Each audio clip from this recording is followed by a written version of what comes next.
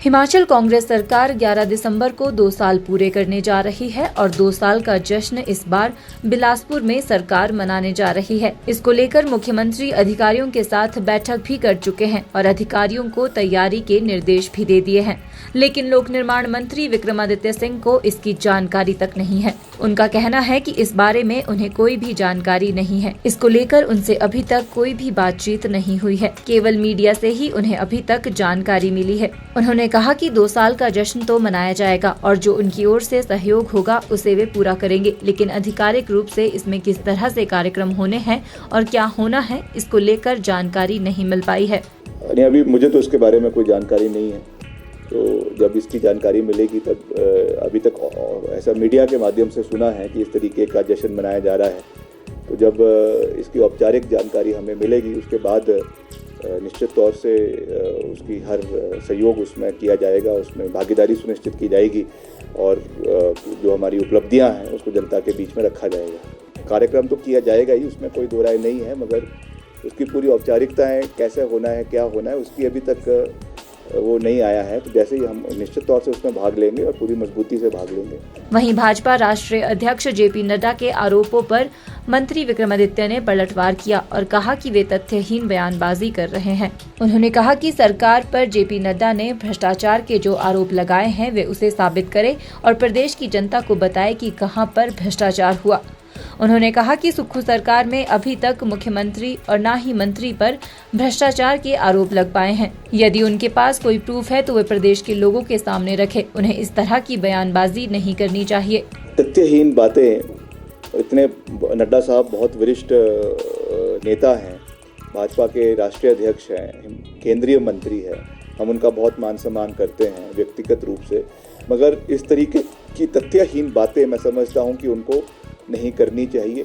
वो एक भी ऐसा आरोप जो वो लगा रहे हैं उसकी पुख्ता जो है वो जानकारी प्रदेश की जनता के सामने रखें कि किस बेसिस के ऊपर वो सुखविंदर सिंह सुक्खू की कांग्रेस पार्टी की सरकार को भ्रष्ट कह रहे हैं। क्या एक भी कोई ऐसा आरोप किसी भी मंत्री के ऊपर या मुख्यमंत्री के ऊपर लगा है जिस बेसिस पे ये कह रहे हैं? तो ये इस तरीके की बातें उनको नहीं करनी चाहिए। और प्रदेश में एक लोकतांत्रिक सरकार है, कांग्रेस पार्टी की सरकार है, मजबूती से कार्य कर रही है। मैं अपने विभाग की बात कह सकता हूं, हम लगातार प्रदेश में आगे बढ़ने का पूरा प्रयास कर रहे हैं। प्रदेश में केंद्र का भी सहयोग ले रहे हैं, इसमें कोई दो राय नहीं है। मैं उनमें से नहीं हूं जो एहसान फरामोश है। मैं तो ऑन रिकॉर्ड कहता हूं कि केंद्र से भी हमको पैसा आया है और उसके लिए मैं केंद्र सरकार का धन्यवाद करता हूं, गडकरी साहब का धन्यवाद करता हूं।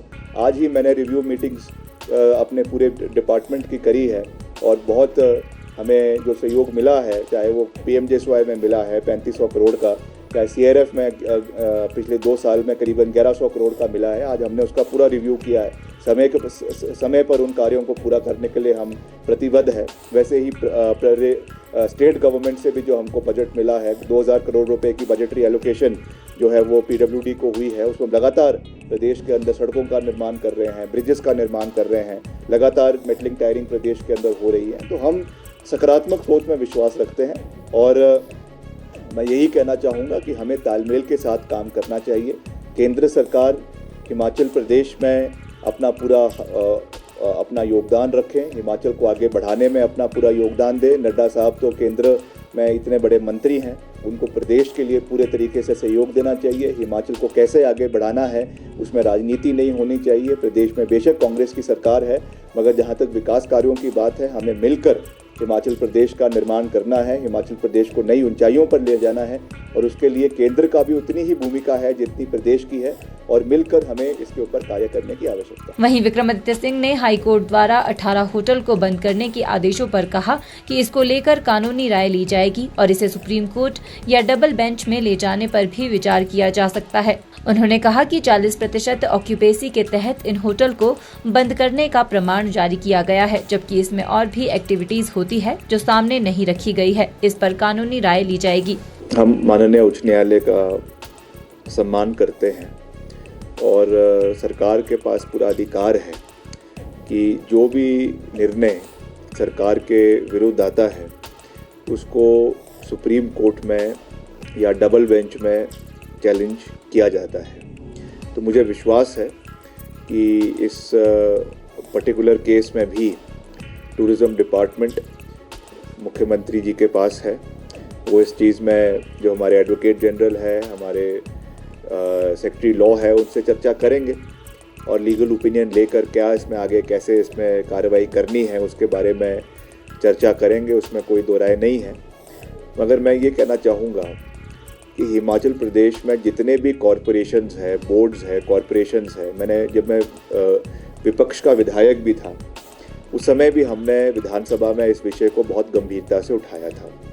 चाहे वो फॉरेस्ट कॉरपोरेशन है, चाहे वो हिमाचल रोड ट्रांसपोर्ट कॉरपोरेशन है, चाहे वो HPTDC है, Himachal tourism development board corporation है, या और भी अन्य ऐसे जो बोर्ड्स कॉरपोरेशंस है वो रेड में चले हुए हैं, फाइनेंशियल डेफिसिट में चले हुए हैं। और ये कोई आज की समस्या नहीं है, बहुत लंबे समय से ये चीज़ें हैं। और अगर हम हिमाचल की बात ना करें, पूरे देश में देखें तो अधिकतर जो हमारे सरकारी क्षेत्र में जो बोर्ड्स कॉरपोरेशंस है वो घाटे में ही चलते हैं। ये ज़रूर है कि निश्चित तौर से उसको मजबूत करना ये हमारा दायित्व है, वर्तमान सरकार का भी है, पूर्व सरकार का भी है।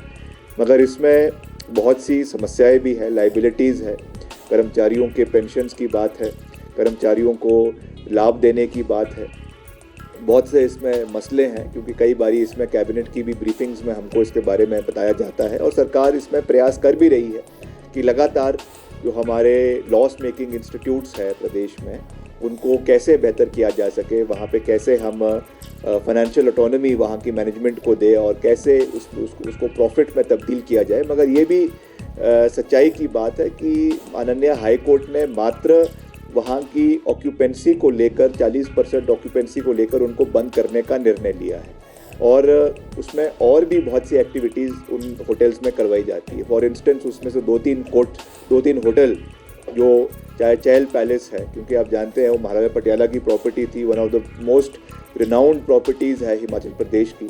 और वहाँ पे बहुत से इवेंट्स, चाहे वो कॉरपोरेट इवेंट्स है, चाहे वहाँ पे कोई शादी के इवेंट्स है या और इस तरीके के प्रोग्राम्स वहाँ पे करवाए जाते हैं, जिसको इस ऑक्यूपेंसी के संज्ञान में नहीं लिया, मगर वो भी इनकम का एक ज़रिया है। और वैसे ही पाइनवुड है बड़ोग में, उसमें भी ये चीज़ है। कुंजुम होटल मनाली का सबसे प्राइम प्रॉपर्टी है, उसको बंद करने का निर्णय लिया है। तो इसको निश्चित तौर से हम जो है वो रिव्यू करेंगे और निश्चित तौर से कैसे इसको आगे लड़ना है वो लड़ेंगे। हिमाचल न्यूज़ 24/7 के लिए शिमला से हरदेव कुमार के साथ सपना शर्मा की रिपोर्ट। आप देख रहे हैं हिमाचल न्यूज़ 24।